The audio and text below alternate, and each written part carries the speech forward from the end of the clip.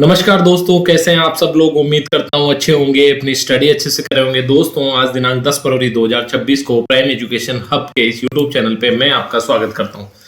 दोस्तों, जैसा कि आपको पता है, हमने ये इनिशिएटिव शुरू किया था 6 जनवरी को। ठीक है, हमने प्लान किया था कि हम मंडे टू फ्राइडे जो भी इंपॉर्टेंट न्यूज होगी उनको डिस्कस करेंगे। ठीक है, और सैटरडे और संडे में जो न्यूज होगी उनको हम अगले मंडे और ट्यूसडे में इंक्लूड करके डिस्कस करेंगे। क्यों किया हमने ये प्लान? देखो दोस्तों, आरपीएससी का पिछले 1 साल में लगभग जो पैटर्न है वो चेंज हुआ है। कैसे? जो डेप्थ है क्वेश्चंस को पूछे जाने की वो बढ़ी है। यानी पहले क्या होता था, पहले बेसिकली अगर करंट अफेयर्स आपने एक बार भी अपने आंखों के सामने से अगर कोई करंट का फैक्ट निकला है तो आप उसको आराम से ठीक कर सकते थे, बट अब ऐसा नहीं है। दूसरा, 5 से 7 क्वेश्चन हर एग्जाम में इस तरह के आ रहे हैं जो आपकी कैपेसिटी को टेस्ट करते हैं। यानी आपकी अगर सब्जेक्ट की अंडरस्टैंडिंग अच्छी है, सब्जेक्ट की अंडरस्टैंडिंग, करंट के मुद्दों में आपकी समझ है, तो आप उनको राइट मार्क कर सकते हैं।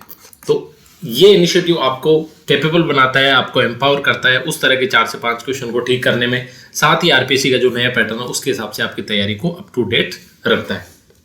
चलिए अपन बात कर लेते हैं हमारे इस आज के डिस्कशन के बारे में। ठीक है, जो पहली न्यूज है वो आपकी है साने तकाइची के बारे में।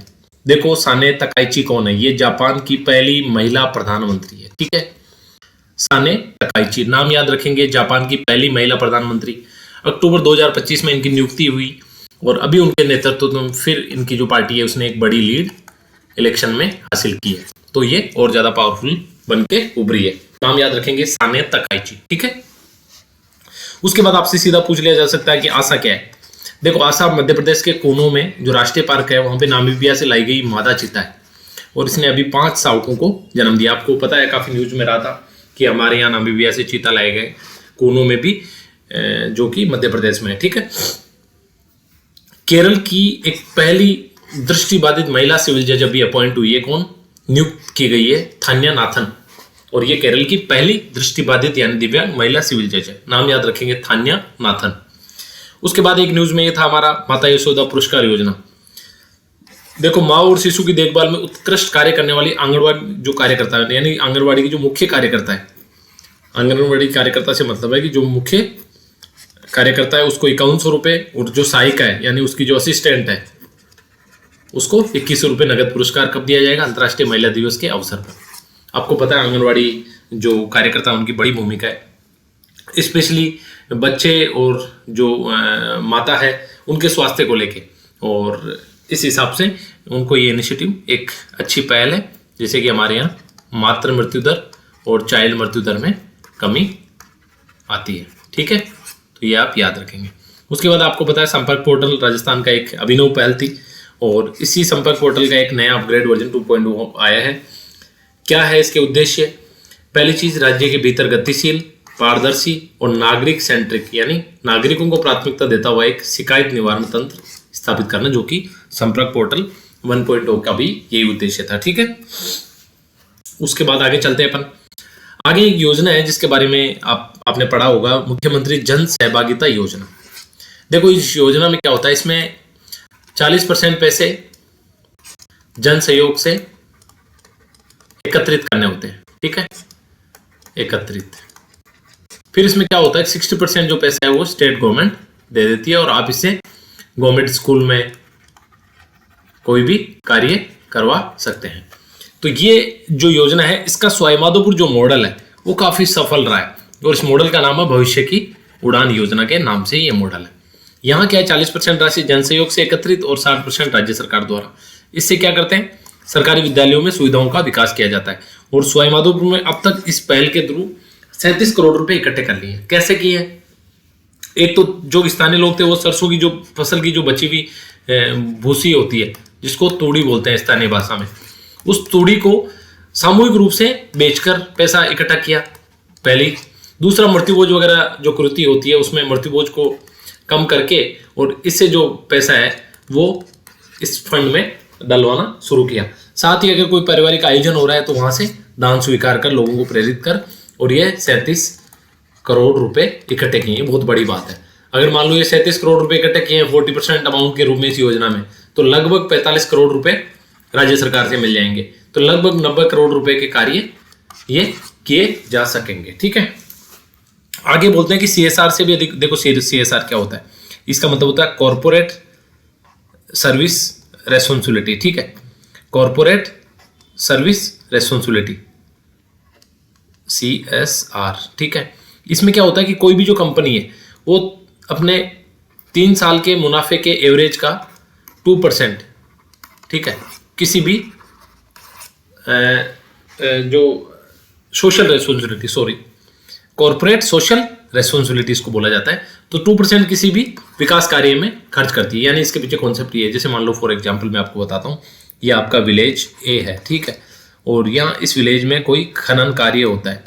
अब मान लो ये जो खनन कार्य हुआ है, इस खनन कार्य की वजह से इस कंपनी को तो क्या होगा, प्रॉफिट होगा, बट इसकी वजह से क्या होगा, इस गांव को क्या होगा, नुकसान होगा। क्या होगा, इसका एनवायरनमेंट डिग्रेड होगा एक तो, ठीक है, यहाँ की हवा खराब होगी, ठीक है, और हो सकता है यहाँ के लोगों को बीमारियां भी हो। इसलिए इस कंपनी की रेस्पॉन्सिबिलिटी क्या बनती है कि ये अपने प्रॉफिट में से 2% जो अमाउंट है वो यहाँ लोकल किसी एक्टिविटी पे खर्च करेंगे। ये एक लोकल एग्जांपल है, इसको आप बड़े ब्रॉड मॉड्यूल में भी समझ सकते हैं। तो इसी तरह इसको जो है ग्रामीण सामाजिक उत्तरदायित्व GSR का संज्ञा यहाँ पे दी है हमारी इस योजना में। क्या, ग्रामीण सामाजिक उत्तरदायित्व, यानी जिस तरह कॉर्पोरेट का उत्तरदायित्व है, ग्रामीणों का भी ये एक सोशल रेस्पॉन्सिबिलिटी है, जिसके तहत लोगों ने ये राशि इकट्ठी करी है। ठीक है, उसके बाद हमने एक आर्टिकल इसमें इंक्लूड किया है, इंपॉर्टेंट आर्टिकल, द हिंदू का एडिटोरियल है, जिसको हमने हिंदी में आपके लिए अवेलेबल करवाया है। क्या है, उच्च शिक्षा में संकट, यानी हमारी जो हायर एजुकेशन है उसमें किस तरह की प्रॉब्लम्स है, उसके बारे में ये आर्टिकल है। ठीक है, हाल ही में क्या है, सुप्रीम कोर्ट ने सुधार को लेके कुछ 9 निर्देश केंद्र और राज्य सरकारों को जारी किए। हायर एजुकेशन को लेके हाल ही में सर्वोच्च न्यायालय ने केंद्र और राज्य सरकारों को 9 निर्देश जारी किए। ठीक है, क्यों किए, इसके पीछे है कि जो IITs में जो आत्महत्या के मामले काफी बढ़ रहे हैं, इसको लेके न्यायालय ने चिंता व्यक्त की है। ठीक है, और इसमें कैसे लिया है, अनुच्छेद 142 के तहत संज्ञान लिया है। देखो आर्टिकल 142 क्या है, पूर्ण न्याय प्रदान करने के लिए ये सुप्रीम कोर्ट को व्यापक शक्तियां देता है। देखो पूर्ण न्याय में आपको समझाता हूं कैसे। फॉर एग्जाम्पल मान लो किसी IIT में किसी ने आत्महत्या की है ना, तो वो केस कहाँ जाएगा, वो लोकल पुलिस रजिस्टर्ड करेगी, उसके बाद लोकल कोर्ट में ट्रायल्स होंगे, उसके बाद वो मान लो हाई कोर्ट जाता है किसी भी पार्टी की तरफ से, फिर हो सकता है 1% केस में वो सुप्रीम कोर्ट भी जाए। ठीक है, ये एक प्रोसेस हो गया लॉ का। दूसरा एक ये है कि सुप्रीम कोर्ट को ये लगता है कि नहीं यार, ये जो मुद्दा है आत्महत्या वाला, बहुत सारी आत्महत्याएं हो रही है, मैं डायरेक्ट इसकी सुनवाई करता हूँ, इसमें एक इम्पैक्ट जस्टिस में प्रोवाइड करता हूँ। तो सुप्रीम कोर्ट ने इसका संज्ञान लिया और इसके तहत इसकी सुनवाई की। तो ये आर्टिकल 142 बहुत इंपॉर्टेंट है, पूर्ण न्याय की संकल्पना को सिद्ध करने के लिए, और सर्वोच्च न्यायालय इसकी पावर को एक्सरसाइज करता है, ये आप याद रखेंगे। ठीक है, जो 9 इंस्ट्रक्शन दिए हैं स्टेट गवर्नमेंट और सेंट्रल गवर्नमेंट को, उसमें से 7 जो निर्देश है वो आत्महत्या का रिकॉर्ड रखने, उसकी रिपोर्टिंग करने और उसको ट्रैक करने से जुड़े हुए। यानी पहली चीज, आत्महत्याएं क्यों हो रही है, कैसे हो रही है, उसका रिकॉर्ड रखना है, उसकी रिपोर्टिंग भी करनी है, ऐसा नहीं कि मामले को रफा दफा कर दो आप, और ट्रैक भी करना है। और 2 जो निर्देश है वो इस बारे में है कि रजिस्ट्रार और कुलपति के पदों के साथ साथ सभी खाली जो फैकल्टी पद है उनको भरने से जुड़े हुए हैं, जो सुप्रीम कोर्ट ने डायरेक्शंस दिए।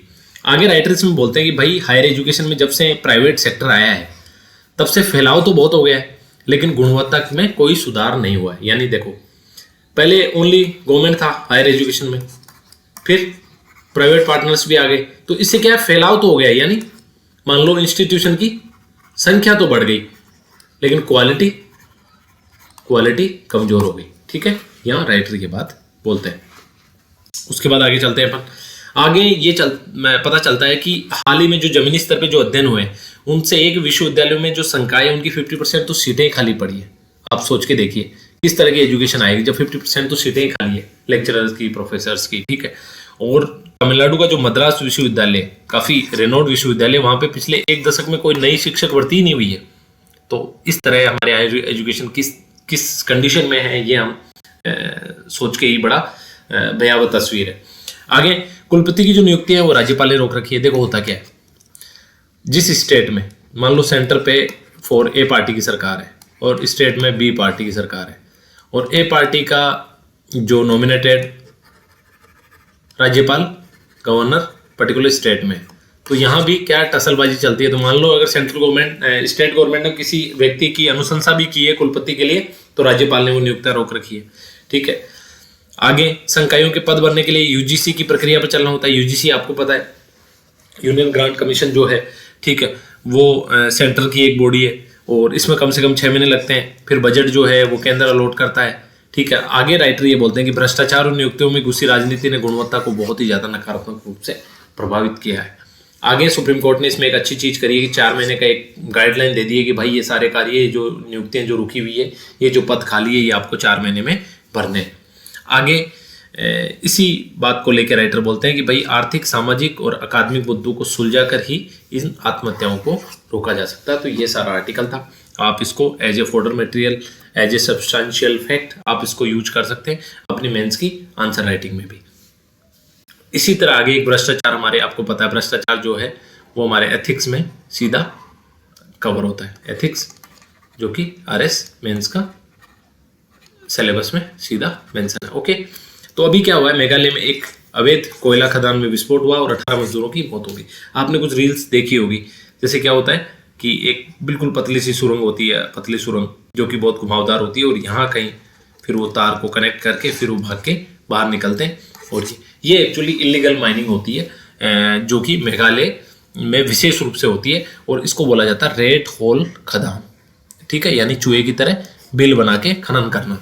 और ये इतनी संकरी सुरंग होती है कि रैंकर ही निकला या घुसा जा सकता है इसमें। आगे राइटर बोलते हैं कि भाई ये पहली चीज तो ये पर्यावरण के लिए बहुत घातक है। ठीक है, और इसकी असुरक्षित और अमानवीय कंडीशन की वजह से सुप्रीम कोर्ट ने और हमारा जो NGT है, नेशनल ग्रीन ट्रिब्यूनल, इन्होंने प्रतिबंधित किया है। लेकिन पॉइंट यहाँ आता है, फिर भी हमारा जो नॉर्थ ईस्टर्न इंडिया है, यानी हमारा जो पूर्वोत्तर भारत है, वहां पे ऐसी खदानें धड़ल्ले से चल रही है। यहाँ वो भ्रष्टाचार का एंगल आता है। यहाँ पे हमारे देश का वो कैरेक्टर सामने आता है कि जब किस तरह से सिस्टम जब हिस्सा बन जाता है भ्रष्टाचार का, तो चीजें कैसे चलती है। ठीक है, आगे राइटर बोलते हैं कि सिर्फ अनुमान है कि सिर्फ मेघालय में लगभग 25,000 ऐसी गैर कानूनी खदानें चल रही है। आप सोच के देखिए, ये संख्या 1, 2 या 10 नहीं है, 25,000 है जो कि इलीगल माइनिंग चल रही है। आगे राइटर ये बोलते हैं कि भाई ये जो इतना बड़ा अवैध काम है, ये प्रशासनिक मिलीभगत और भ्रष्टाचार के बिना तो संभव ही नहीं है। और आपको पता 2018 में भी एक बड़ी दुर्घटना हुई थी मेघालय में, जिसमें 15 लोग मारे गए थे। और ऐसी अनेक दुर्घटनाएं तो हो सकता है खबरें बाहर तक ही नहीं आ पाती हो। तो ये जो व्याप्त भ्रष्टाचार है, इसके बारे में राइटर यहाँ पे बोलते हैं। आप इसको एज एग्जाम्पल भी कोट कर सकते हैं, और अगर सीधा सवाल आता है तो भी आप इसको टेकल कर सकते हैं। आगे राइटर बोलते हैं कि भाई प्रशासनिक नेक नीति और सख्ती से ऐसे कारोबारों पर रोक नहीं लगाई जा सकती, लेकिन प्रशासनिक तंत्र में भ्रष्टाचार का जाल इतना मजबूत है कि उसके आगे तमाम कानून और आदेश व्यर्थ हो जाते हैं। ठीक है, कि ये कुछ भी काम नहीं करता। आगे राइटर बोलते हैं कि अनेक भ्रष्टाचार विरोधी आंदोलन हुए, और कुछ बार इन आंदोलनों की वजह से सरकारें भी बदली, लेकिन भ्रष्टाचार की जड़ें कमजोर होने के बजाय मजबूत ही होती गई। और इसी वजह से ट्रांसपेरेंसी इंटरनेशनल एक संस्था है जो कि करप्शन इंडेक्स जारी करती है, उसमें हमारे देश की जो रेटिंग है वो इतनी नीचे है, यानी भ्रष्टाचार बहुत ज्यादा है हमारे देश में। आगे कि भ्रष्टाचार कम करने के लिए सरकारी तंत्र और प्रक्रियाओं में पारदर्शिता हो, सरलता लाई जाए, ऐसा होना चाहिए। लेकिन इन्हीं प्रक्रियाओं के नाम पे ज्यादा जटिल प्रक्रिया और अपारदर्शी बना दिया जाता है, जिससे कि अधिकारियों और संस्थानों की जवाबदेही और कम हो जाती है। यानी देखो, अगर भ्रष्टाचार रोकना है तो प्रक्रिया में या तो पारदर्शिता होनी चाहिए और सरलता होनी चाहिए, लेकिन इस प्रक्रिया को जटिल बना दिया जाता है ताकि अधिकारियों और संस्थानों की जो जवाबदेही है वो कम हो जाती है। आगे कि इससे और भ्रष्टाचार की गुंजाइश बढ़ जाती है, और जो संस्थाएं हैं जो जरूरी कदम उठाने की इच्छा हमारी राजनीतिक संस्कृति में है ही नहीं।